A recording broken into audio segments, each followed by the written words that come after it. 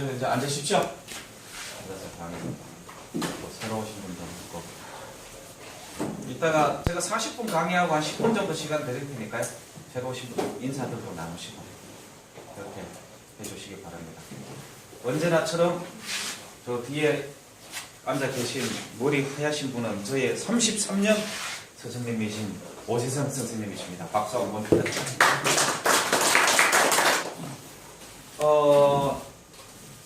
세종대왕의 천문요초에 나오는 자미원, 태미원, 천시원에 대해서 알아봤습니다. 이제 오늘부터는 28수에 대해서 알아볼 겁니다. 요 그림을 보시면 알겠지만은 자미원 북극성호를 중심으로 우주를 28개 방향으로 구역을 나누어서 통치하는 지방 장관들이 바로 28수입니다.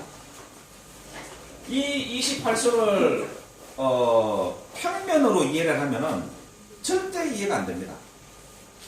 이 원형으로 이해를 해야지만이 이해를 할 수가 있습니다. 그리고 두 번째는 서양 별자리로만 알려져 있어서 동양 별자리가 어디에 대입되는지를 사람들이 연결을 못 시켜요. 그래서 오늘 제가 동방창룡, 각항, 저방, 신미기 그 동방창룡 7수 중에 각수, 항수, 저수 그 다음에 다음 주에 나머지 4개 별자리를 강의를 드리도록 하겠습니다. 28수를 보는 방법을 적어도 2주 정도만 저한테 강의를 받으시면은 나머지 북방 현무, 그 다음에 서방 백호, 남방 주작 이것은 인터넷에서 그냥 제 강의 자료 보셔도 이해가 다 됩니다. 왜냐? 그 원리를 제가 가르쳐 드릴 거니까요. 그리고 분명한 것은 강의를 들으면 이해 속도가 한 5배 정도 빠릅니다. 인터넷에 보셔도 되는데 한 이틀 정도는 나오셔서 꼭 제 강의를 들으세요. 그러면은 머리에 이게 각인이 딱 돼가지고 절대 안 까먹습니다. 왜? 원리를 이해하게 되니까. 그래서 오늘은 천문요초 28수 중에 동방창룡에 대해서 설명을 드리도록 하겠습니다. 여기 보시면은 28수와 사신도라고 이렇게 되어 있죠. 네 군데의 신. 그러니까 제가 저번에 보여드린 이쪽 신장 위구르 자체죠. 천산산맥 트로판 분지 위에 여기 박격달봉, 배달봉이라고 제가 말씀드렸죠. 여기 있죠. 여기에 보면은 서왕모 사당이 있는데 비녀를 꼽은 할머니가 사신의 호의를 받고 있어요. 그게 삼조고, 그 다음에 구미호, 그 다음에 뚜꺼비, 그 다음에 토끼 이렇게 사신의 호의를 받는데 그 구미호가 바뀌어서 동방창룡이 됐고 용이 됐고 뚜꺼비가 바뀌어서 북방 현무가 됐고 토끼가 바뀌어서 서방 백호가 됐고 삼조고가 바뀌어서 까마귀가 바뀌어서 남방 주작이 됐다. 이제 그러한 과정을 이렇게 변천을 겪어오고 있습니다. 그 중에 중앙에는 북극성, 여기는 황제라고도 이렇게 표현을 해요. 황제가 자미원을 다스리고 우주를 28구역으로 만들어서 동방에는 창룡, 청제가, 남방에는 주작, 적제가, 서방에는 백호, 백제가, 북방에는 현무, 흑제가 각각 사방의 7별자리씩을 맡아 다스린다고 보았습니다. 그래서 그 중에 오늘은 동방, 창룡, 7수에 대해서 알아보는 시간입니다. 그렇기 때문에 중앙에는 만물을 조화시키는 토의 기운이 강하고 동방에는 만물을 태어나게 하고 자라게 하는 목 기운이 강하며 그러니까 동양사상 역학을 하든 명리학을 하든 무엇을 하든 이 천문요초에 나오는 하늘을 이해하지 못하면 그 용어 자체를 이해할 수가 없어요. 그래서 하늘의 별자리 보는 것은 필수적으로 이해를 해야 됩니다. 남방에는 만물이 무성하게 자라나 꽃 피우는 화기운이 강하고, 서방에는 만물을 단단하게 하고 결실을 맺게 하는 금기운이 강하고, 북방에는 만물을 감추고 저장하는 수기운이 강하다고 보았다. 이러한 이론은 봄, 여름, 가을, 겨울 등 계절을 운행을 볼 때도 같은 이치로 보았다. 그래서 이 28수는 여기 보시면 여기 중간에 있는 게 우주의 적도고요. 지구도 23.5도가 기울어져서 회전을 하듯이 우주도 북극성을 중심으로요. 1901을 보시면 알겠지만 우주도 23.5도가 기울어져서 회전하는 것으로 이해를 했습니다. 고대인들이. 그래서 이게 그 태양이 다니는 황도를 중심으로 해서 28수가 어떤 것은 황도 안에 들어와 있고 어떤 것은 황도 밖으로 나가 있어요. 그래서 여기 보시면은 요 지평선이 이렇게 되어 있는데 어떤 것은 지평선 아래에 있어서 보이지 않는 별들도 있어요. 계절마다. 그래서 사계절에 따라서 반씩 보인다고, 반씩 별자리가 보인다고 보시면 됩니다. 그래서 봄에는 동방창룡 칠수가 동쪽에 있고 남방주작 칠수가 남쪽에 있고, 이게 나와 있는 것은 바로 봄의 모습입니다. 근데 여름이 되면은 이게 서쪽으로 90도를 딱 가서 동쪽 자리에 북방 현무가 딱 와요. 하나씩 밀립니다. 그 다음에 가을에는 또 하나씩 더 밀려요. 겨울에는 하나씩 더 밀립니다. 그렇게 해서 별자리가 보여요. 그래서 하늘에 보는 28수가 한 번에 다 보이지 않고 계절별로 달리 보인다는 것을 이해를 하시고 강의를 들으시면 될 것 같습니다. 그래서 동방창룡은, 자 보세요. 동방창룡의 위치를 보세요. 자, 요게 북극 5성에 요게 북극성이죠. 천추별 자미연 별자리에 그 북두 7성이 이렇게 보유하고 있는 여기가 바로 자미연 별자리죠. 동방창룡은 바로 북두 7성 아래쪽부터 용의 머리, 꼬리로 이렇게 형성되어 있다. 그래서 동방창룡의 위치가 찾을 때 어떻게 찾으면 된다는 것을 제가 말씀드리는 거예요. 하늘에서 찾을 때. 그래서 동궁은 천재가 주관하니 그 정수는 창룡이며 7별자리로 이루어져 있다. 그 형상은 각항, 저방, 신미기인데 저는 가슴에 해당하고 방은 배이며 기는 항문에 해당한다. 동방창룡이 봄을 맞춰 다스리고 목기운을 맞춰 다스리며 동학을 다스리고 동방을 다스리며 비늘 달린 충, 인충 360가지를 주관한다. 그러니까 용이 비늘이 많이 있는 비늘 가진 동물의 대표적인 상징이다. 그래서 이 동학을 담당한다 그러면은 제가 중국의 오학을 설명을 드렸죠. 동학은 어디입니까? 해산. 북학은 어디입니까? 항산. 서학은 어디입니까? 화산, 화산파. 중학은 어디입니까? 숭산, 소림사. 남한은 어디입니까? 형산. 그렇죠? 동방은 계절로는 봄을 상징하고 오행상으로는 목의 기운이요 방으로는 동쪽이다. 이제 이 사신도가 이해가 가죠. 그래서 제가 조금 이따가 설명을 드리면서 이 천구요가 내가 비교를 해드릴 테니까요. 그러면 저 별자리가 어디에 위치해 있는지를 원형으로 이해를 하면 그냥 머리에 쏙 들어옵니다. 동방을 주재하는 장소가 동궁이고 동방에는 모두 7별자리가 있는데 그 형상이 용과 같다. 즉 동방을 주재하는 것은 창룡으로 형상되는 이것을 청재라고 한다. 동방의 색깔이 청색. 여기서 용은 변화무쌍하며 신령스러운 동물로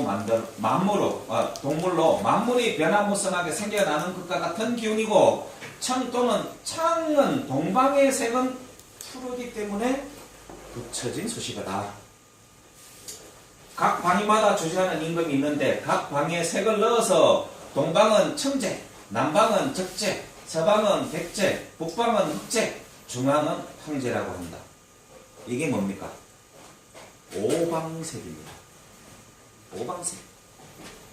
옛날에 최순실 여사가 박근혜 대통령 취임할 때 뭐 나무 만들었잖아요. 신단수입니다. 거기에 뭘 걸었습니까?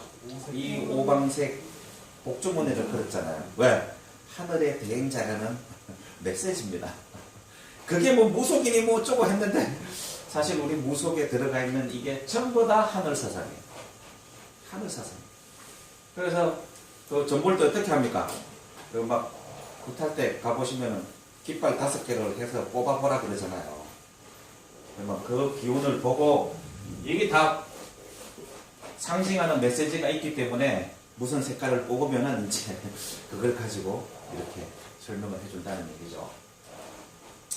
사기 천간서에는 각은 용의 뿔이고 뿔, 황은 용의 목이고 전은 용의 가슴이고 방은 용의 배고 심은 용의 심장이고 미는 용의 꼬리이며 기도 용의 꼬리에 해당한다.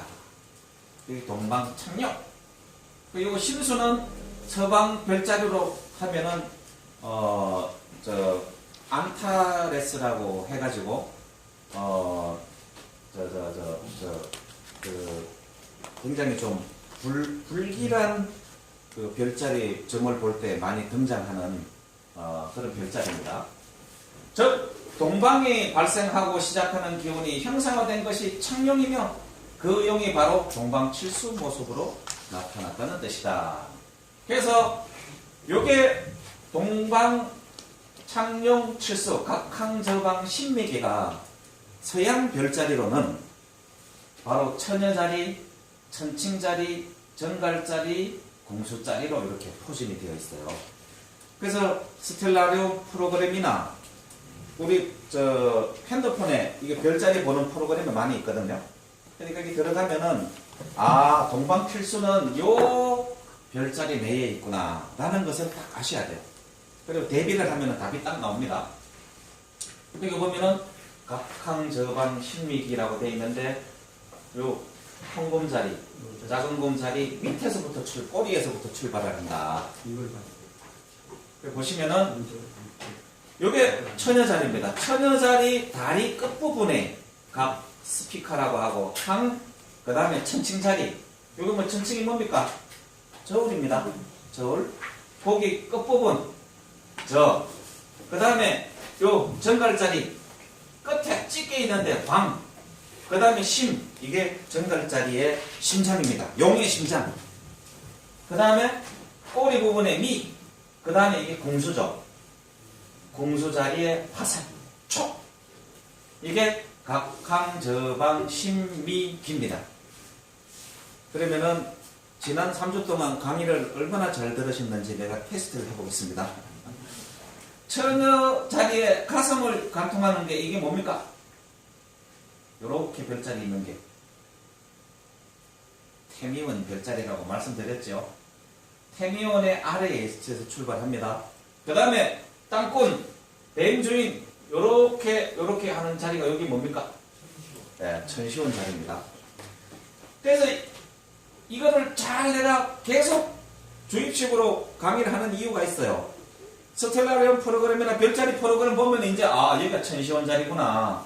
여기가 태미원 자리구나. 여기가 천시원 자리구나. 이게 눈에 팍 들어와야 된다고요. 그러면 헷갈리지가 않아요.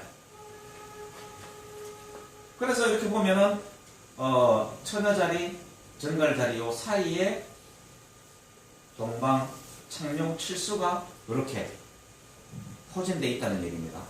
그래서 이따가 여기 한번 확인을 해보세요. 제가 이거를 보여드릴게요. 여기 보면은 빨간 선이 있죠. 요게 황도입니다. 태양이 다니는 길. 그리고 요거는 우주의 적도예요. 우주의 적도. 황도와 적도 사이에 28소가 포진이 되어 있습니다. 어떤 것은 적도 밑으로 내려가 있고 어떤 것은 황도 위로 들어가 있고 그렇게 해요. 그 중에 보면은 바로 처녀 자리에 가장 밝은 별인 스피카라는 별이 첫 번째 각수입니다. 두 번째 항수. 그 다음에 여기 천칭 자리에 그 중간에 있는 별자리. 여기 보시면은 이게 동그랗게 그려져 있고 별이 그려져 있죠. 이건 뭐냐? 굉장히 밝은 별이에요. 그 별자리에서 가장 밝은 별이라는 뜻입니다. 크고. 예? 그리고 천칭자리, 그 다음에 정갈자리에 왕, 신, 미, 그 다음에 궁수자리에 화살, 비. 이렇게 포진이 되어 있어요. 여기 보면은 적도와 항도 아래로 포진이 되어 있죠. 그래서 우리 그 계절별로 다른데 저게 지평선 아래 내려갔을 때는 잘 안 보일 때가 있습니다. 그래서 그렇게 포진이 되어 있다. 여기 보시면은 나타나죠. 어떤 거는 적도 안으로 들어갔지만 어떤 거는 밖으로 포진되어 있다. 그럼 뭐 보죠? 태미원 옆에서 시작하죠. 여기 천시원이죠. 위에 자미원이 있고 이걸 원형으로 요 그냥 북극성을 딱 잡고 그냥 딱 뽑아 올리면은 원형으로 딱 이해를 하면 된다고 제가 설명을 드렸습니다. 그래서 전체적으로 보면은 북극성에서 이렇게 처녀자리, 청칭자리, 정갈자리, 궁수자리 여기에 각항, 저방, 신미기가 이렇게 포진이 되어 있는데 세부적으로 보면은 이렇게 처녀자리에 스피커, 항, 발 부분에 있다. 손하고 발 부분에.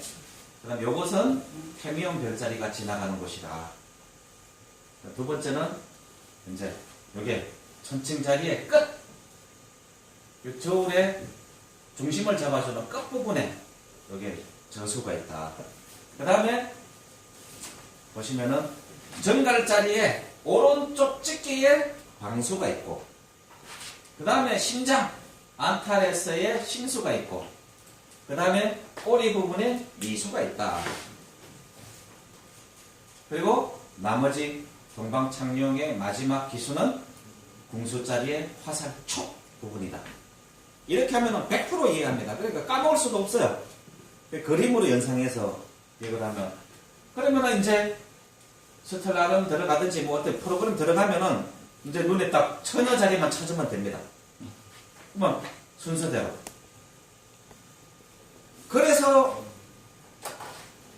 조선왕조실록이나 우리 사설을 보면은 갑자기 혜성이 느닷없이 나타나서 미수를 침범했다. 갑자기 각수를 침범했다.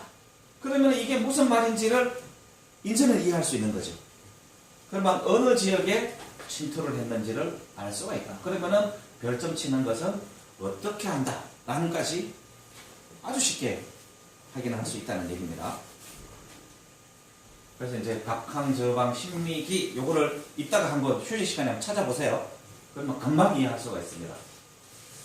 이제 그 중에서 동방신수 중에 오늘은 처음 출발하는 각수.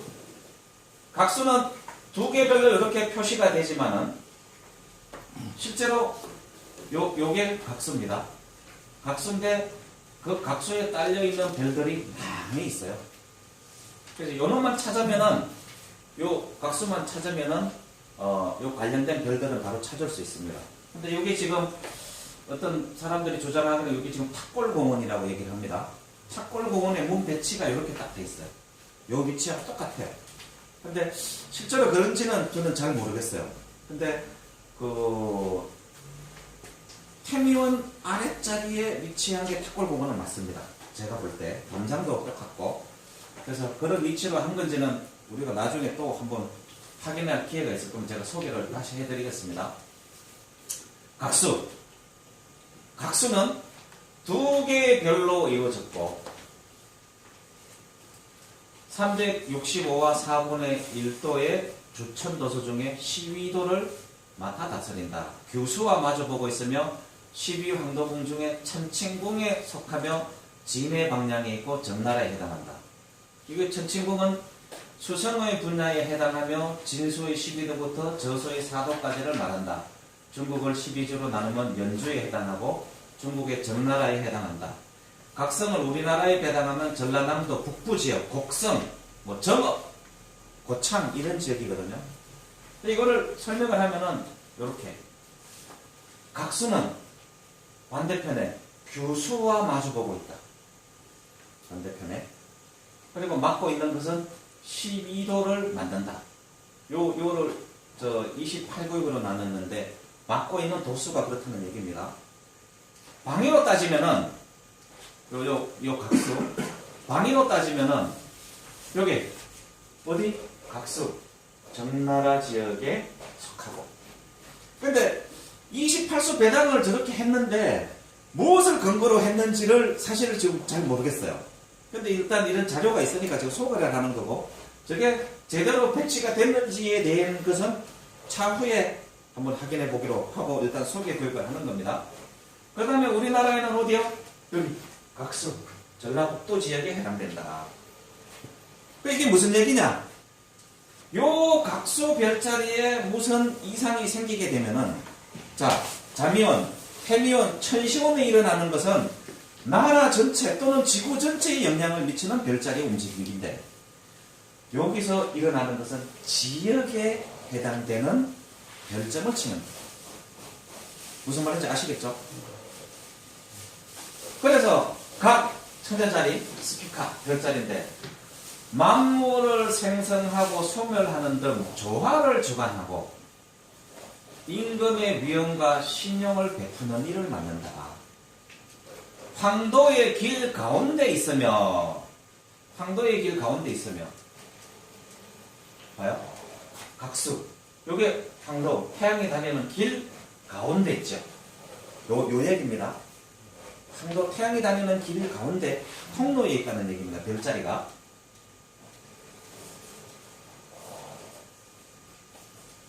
칠정이 다니는 길이 된다. 해와 달, 화목, 수금, 토. 각수가 밝으면 나라가 태평해지고 가시 같은 까끌하게 빛이 있으면서 움직이면 나라가 편안하지 못하다. 하여튼 별에 꿀같이 막 열이 푹 나면 하여튼 안 좋은 일이 일어납니다. 각은 두 개의 주홍색 별이 남과 북으로 배열되어 있다. 일식이 오른쪽 각성에 있게 되면 나라가 편안하지 못하고, 월식이 왼쪽 각성에 있게 되면 천하의 도덕이 무너지게 되고, 금성과 화성이 범하면 적과 전쟁을 하게 되고, 이게 태면 바로 밑에 붙어 있는 별이라서 아마 중요한 의미를 가지는 것 같습니다. 금성이 머무르게 되면 군인이 정치에 참여하여 전행하게 되고 쿠데타 일으킨다는 얘기죠. 그 지역에 각수가 있는 지역에. 그러니까 만약에 이제 춘추 전국 시대나 만약 과거로 돌아간다 그러면은 요 각수에 그런 일이 생겼다. 그러면은 이 지역에 누군가가 나라를 뒤엎으려고 모반을 꿈꾸고 있는 그런 제호가 있다는 거예요. 그러면 별자리 장안 쪽에 옛날에 중국의 수도들이 주로 있었으니까 여기서 이거 천문관이 딱 보고 여기 숭산 소림사가 있는 그 지역 같거든요. 그쪽에 어떤 놈이 뭔가 꾸미는 것 같습니다. 천문관 잡아다가 조지는 거예요.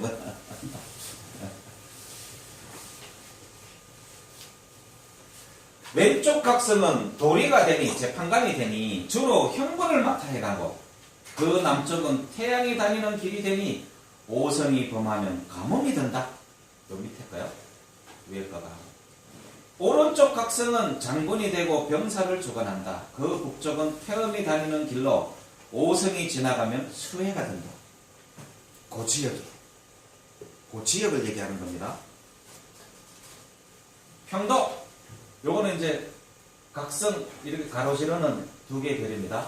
평도는 천자가 다니는 사통 발달의 큰 길을 뜻한다. 그러면은 강화문 지나가는 그 종로 지나는 그 대로를 얘기하는 걸 수도 있겠네요. 세종로. 세종로.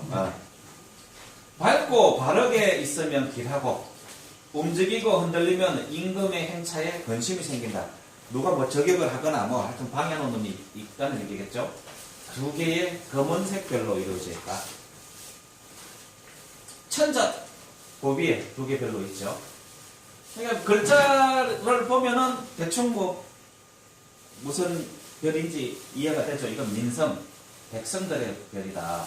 천자는 백성의 운을 주관하는 별로 천자의 직할 지역인 수도권 내의 영토를 주관한다. 금성이 머무르면 병난이 있게 되고 화성이 머무르면 가뭄이 들게 되며 수성이 머무르면 장마가 들게 된다. 이게 검은색 별로 되어 있다.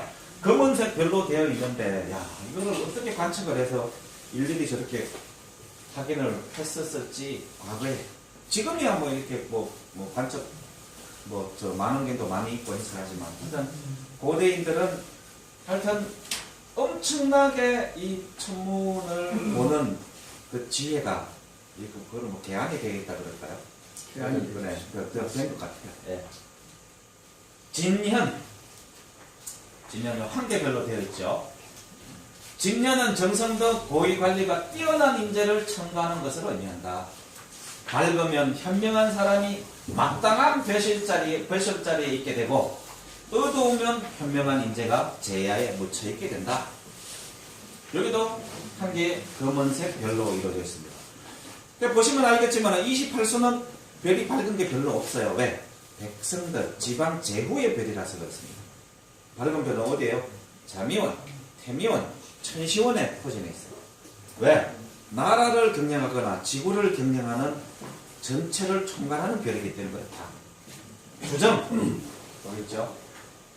주정은 나라의 제사를 지낼 때 쓰는 신비로운 그릇이다. 아까 막걸리 강의할 때 제가 보여드렸죠. 원래는 그게 전부 다 산발이 솥입니다. 원래는. 보이지 않거나 다른 데로 자리를 옮기면 나라의 운수와 복이 순조롭지 않게 된다. 요거는 세 개의 별로 이루어지게 됩니다. 천문. 여기 각수 아래 되어 있죠. 천문은 천자가 사는 대궐의 문이니 조공을 받고 사신을 접대하는 곳이다. 밝으면 사방에 여러 나라가 복종하에 따르나 보이지 않으면 병사에 의한 혁명이 일어나며 천문. 각성을 바로 밑에서 횡으로 이렇게 보좌하고 있는 별이죠. 간사한 무리들의 아첨많은 말이 생겨나 나라를 어지럽힌다. 이게 보이지 않으면 요 별이 없으면 이거는 주홍색 별로 두 개로 되어 있다. 평, 그 밑에 또 두 개가 이렇게 있습니다. 평은 천하의 법과 옥에 대한 일을 평등하게 베푸는 것이니 형벌을 맡아 주관하는 정의의 형상이다. 진나라나 한나라 때 형벌을 맡은 관리나 관청의 이름이 정의라고 합니다. 두 개 별로 이루어져 있다. 그 다음에 고루. 10개의 주홍색 별로 굴곡을 이루면서 되어 있다. 고루는 6개의 큰 별을 고라고 하고 남쪽에 있는 4개의 별을 루라고 한다. 루라는 뜻입니다. 일명 창고라고도, 천자의 창고라고도 하는데 전차 또는 병사의 무기를 보관하는 곳이다. 10개의 주홍색 별로 굴곡을 이루고 있다. 그러니까 지금 여기 태미원 자리 밑에 바로 있는 별이니까 궁궐을 호위하는 병사들의 무기고다. 이렇게 보시면 될 것 같습니다. 크죠? 그 다음에 주형. 이렇게 무기고의 병사들이 포진해 있는 모습입니다. 병사가 진을 치고 있는 것을 뜻한다. 주는 고루 안에 15개의 별이 3별씩 소체 형태로 5무리를 이루고 있고 하나, 둘, 셋, 넷, 다섯 3명씩 산발이 그릇처럼 형은 그 5무리의 주 안쪽에 4개의 주홍색 별로 되어 있다. 요거를 통제하는 별인 것 같아요. 6개의 별로 이루어진 고루선 속에 있는 별이 보이지 않으면 병사들이 사방에서 다툴 것이고 위수지역 이탈. 아예 주형이 보이지 않으면 지위가 낮은 사람이 윗사람을 얕보고 넘볼 것이다.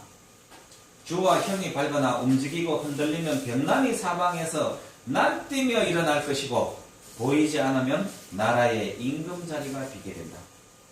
그만큼 왕의 권력이 약해진다는 뭐 그런 의미인 것 같습니다. 그러니까 왕실을 호위하는 층이네 뭐 이렇게 보시면 될 것 같아요. 우리로 따지면은 수도방위 사령부 그 다음에 남문, 남쪽에 있는 남문. 이건 천문이고 이건 남문이고요. 남대문인가? 그런 생각도 좀 드네요. 남문은 천자가 거처하는 대궐의 바깥문이 되니 주로 궁궐을 지키는 병사에 해당한다.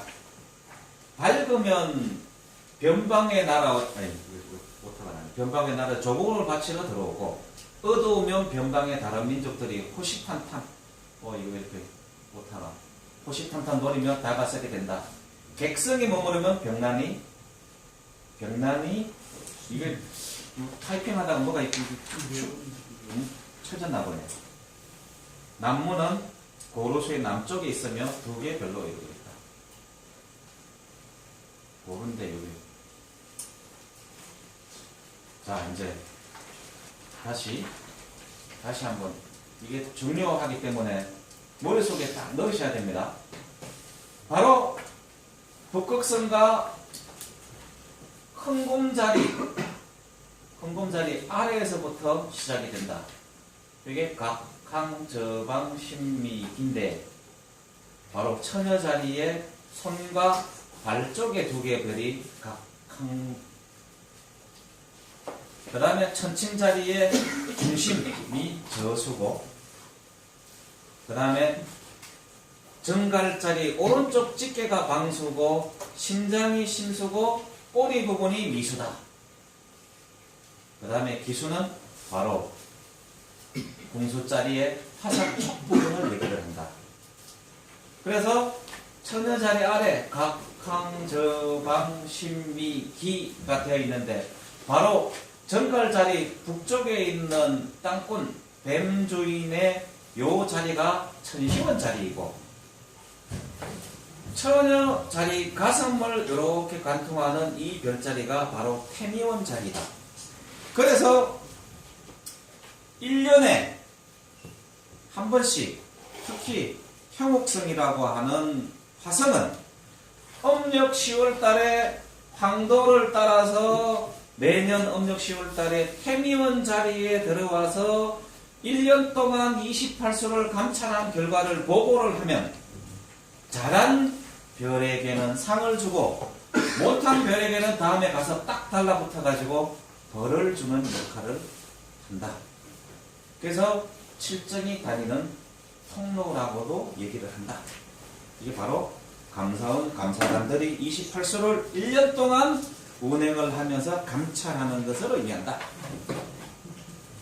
그거는 꼭 머릿속에 넣으십시오.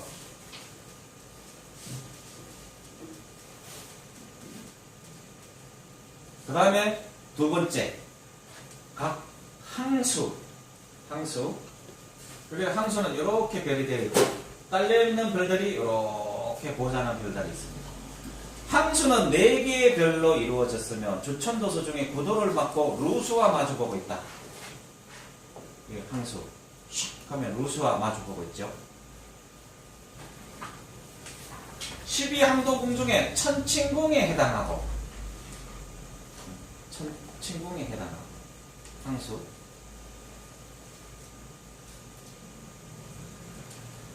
진해 방향에 있으면 정나라에 해당한다. 그러니까 각 항, 고 같은 지역을 얘기를 합니다. 요 지금 지도상으로 보면은 요 정도 될 겁니다. 여기. 요 정도. 송산 소림사에서 그 아래쪽에 있는 요 정도 위치가 될 겁니다. 우리나라로 따지면은 항수, 전라북도 지역, 각 바로 옆에 지역을 얘기를 합니다. 우리나라에는 무주, 장수, 진안 이런 데 해당이 된다고 합니다. 그래서 항수, 처녀자리의 발쪽에 있는 별이다. 이렇게 천구이상에 보면은 각수 다음에 항수.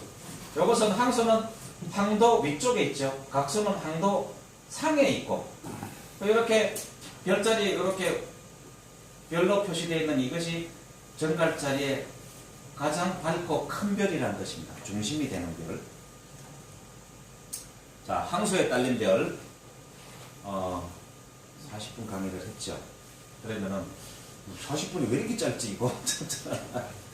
자, 항수를 들어가기 전에 10분 동안만 휴식을 하도록 하겠습니다. 새로 오신 분들 인사 좀 나누시고요. 자, 수고하셨습니다.